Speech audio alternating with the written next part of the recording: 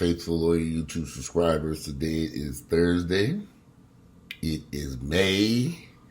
It's the 7th. The year is 2020. I think I said in the last video, I said April. Well, when I get them dates wrong, I'll be sure to get the correct. So we know today it is Thursday. We are in the month of May. It's the 7th. It's 2020 since I don't own a time machine on here. Because if I did own a time machine, I would be skipping past all this mess we're going through right by now. Yeah, we still over here in the coronavirus. It's the coronavirus. It's the coronavirus. Hey, coronavirus. It's the coronavirus. It's the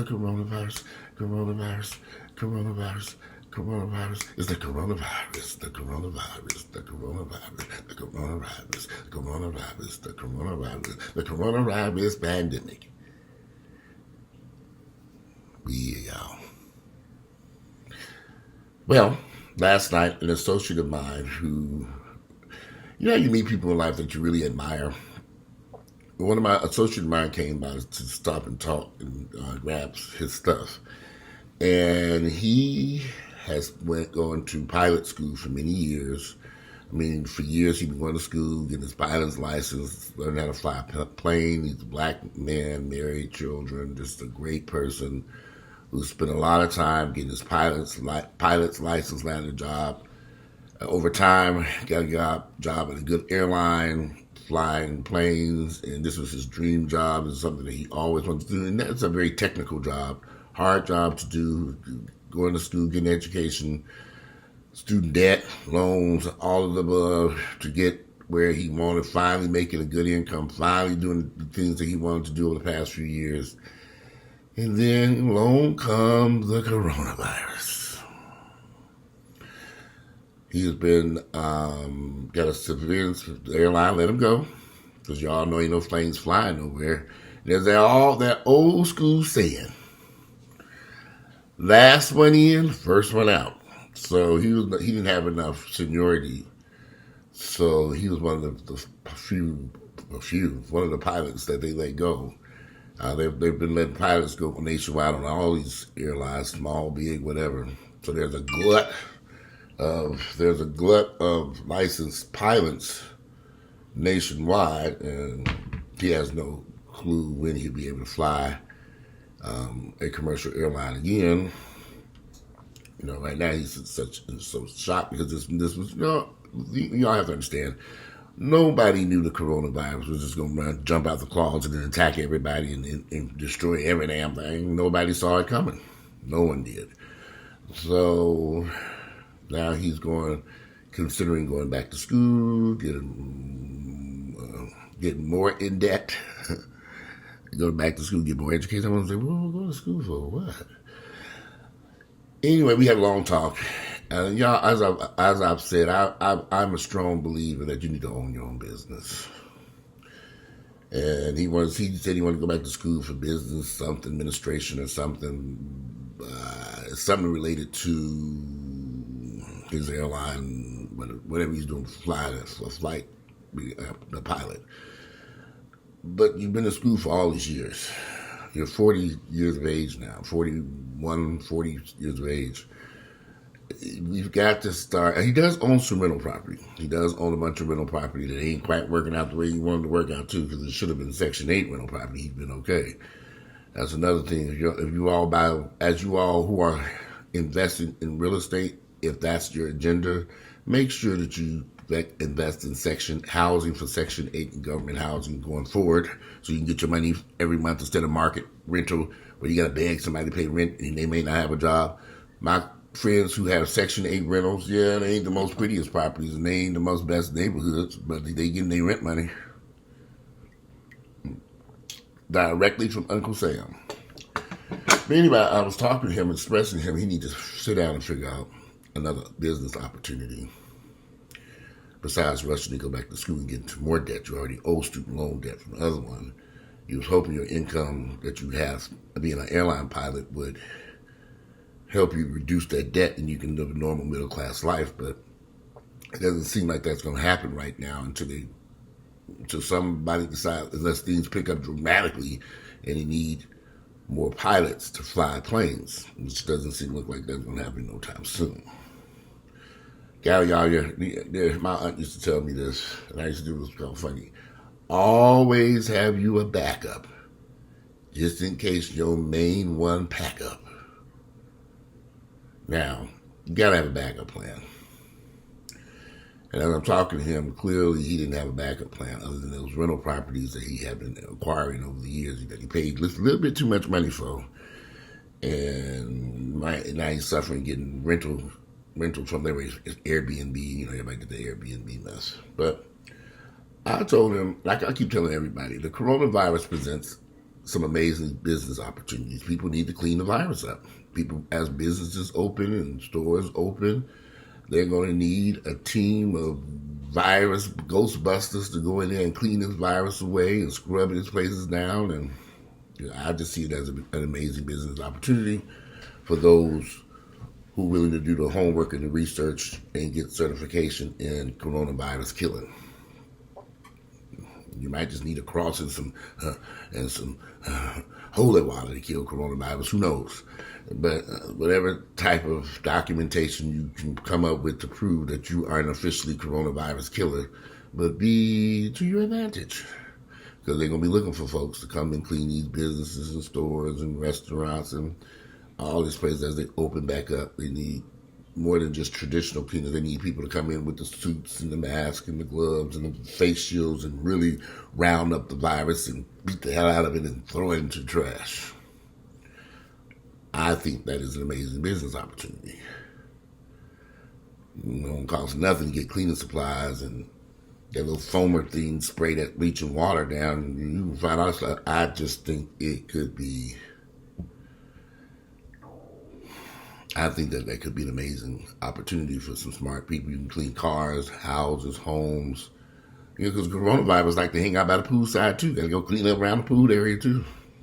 Get your ass up out of here. You're not supposed to be hanging out here by the pool. You got to clean up the pool areas, restaurants, homes, driveways, cars. So many opportunities where the coronavirus can hang out and survive and thrive. And why people are so afraid of the coronavirus is because it's going to be here for a minute. Coronavirus ain't going nowhere, no time soon. So I just thought that would be an interesting thing. Something else popped up in my news feed yesterday, and it kind of surprised me, but it's to be expected. There's an article in the Washington Post about a massive drop in car sales sparks new push in Congress to aid the auto industry. So you know everybody about no cars. The car industry is sitting over there, cars sitting over there rotting. So now the car industry is back up there at Congress with their hands like, money, we need money, please, money, give us some money. Like we were in 2008, 2009. They back again. Because of the expensive ass cars. So we shall see if Donald Trump is going to be gracious enough to give them some money because they sure need it. If y'all remember, I don't know if y'all remember President Obama did that class for clunkers and they gave people a certain amount of dollars, something to go out and buy cars. But we might need another one of them programs.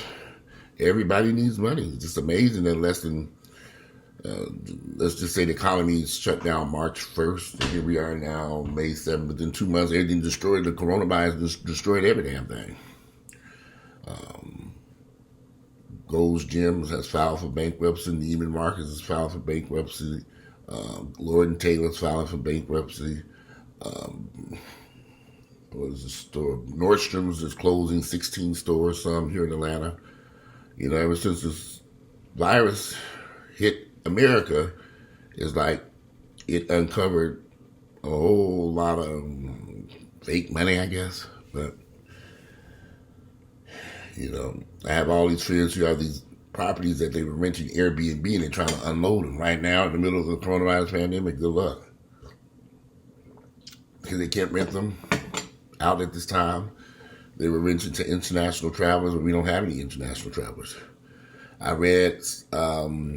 I saw the news where there will be no more international flights for the remainder of the year.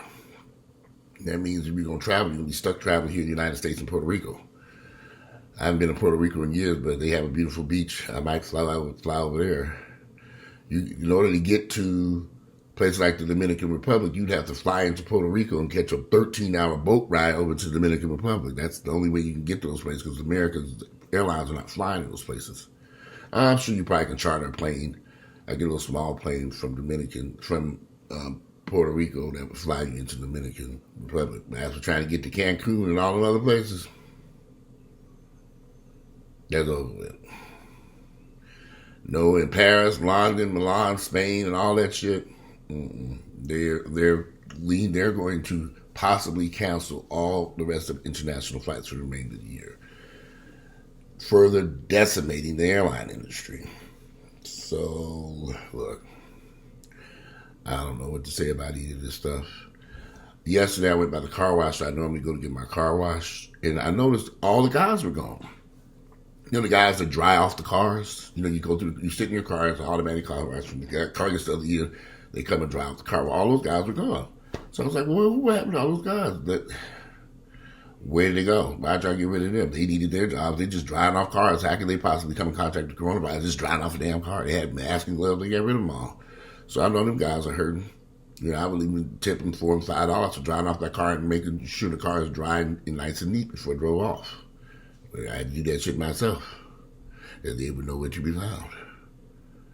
So what happened to the detail shop? The detail shop was shut down. None of the detailers are out there detailing cars. It's just like, okay. It's like the further we get deeper and deeper into this, more and more people are losing their jobs that you would think would they be able to keep. Wow, what would be wrong with people? Why can't people detail cars?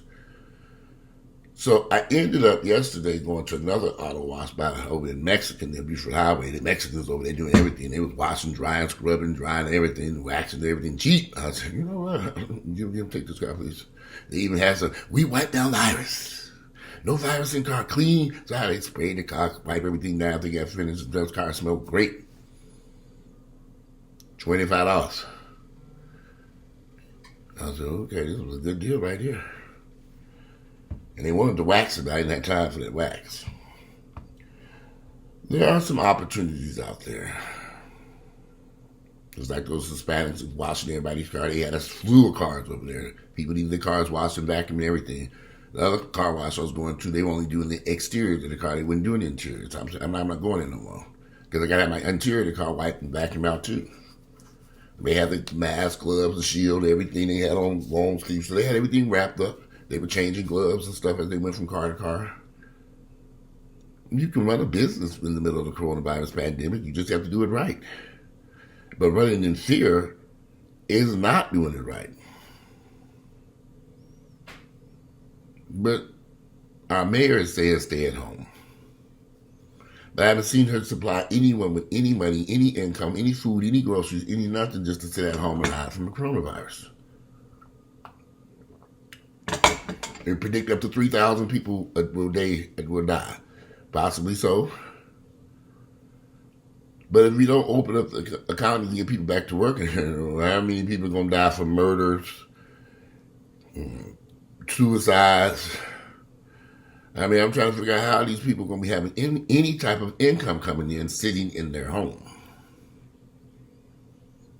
I'm confused. But maybe that's just my thoughts on this. And, maybe I'm misreading. Maybe I'm just misreading. I don't know. I know I'm not misreading stuff when you see empty stores, empty restaurants, empty stuff, people trying to survive. You know, what about the waitress, the staff? It's just a lot of jobs that are gone. I'm still driving by hotels that are completely empty. Nobody's there, and they're still mothballs for the most part. They open back up. Lenox Mall is open from 10 o'clock to 7. Ain't nobody in there. It's a ghost town. Who's going in there? Most of the stores aren't open anyway. Besides, I don't need nothing in there. I have no reason to go to Lenox Mall. For what? Buy some clothes to go traveling where? Got a bunch of that shit in there. International flights are over with. There'll be no trips to Cancun. Dominican Republic, Puerto Rico, Coco Cay, Bahamas, none of it.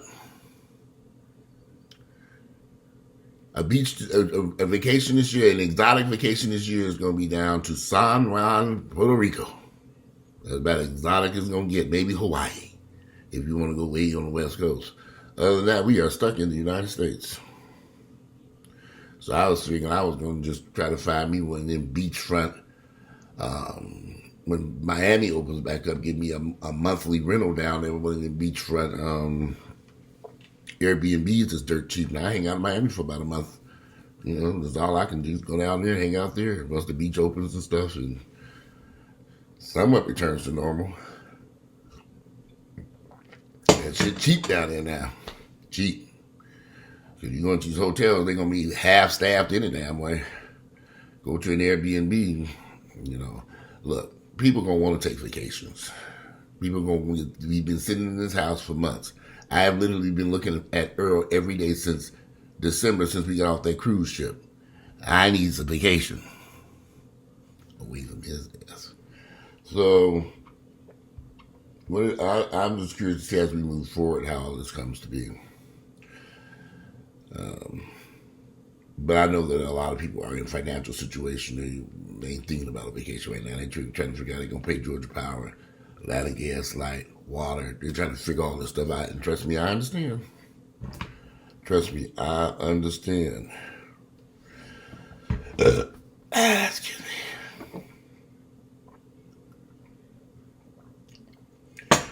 So as we move forward and then begin slowly reopen up the economies, as we see more and more people die and more people go back to work so they don't die from starvation.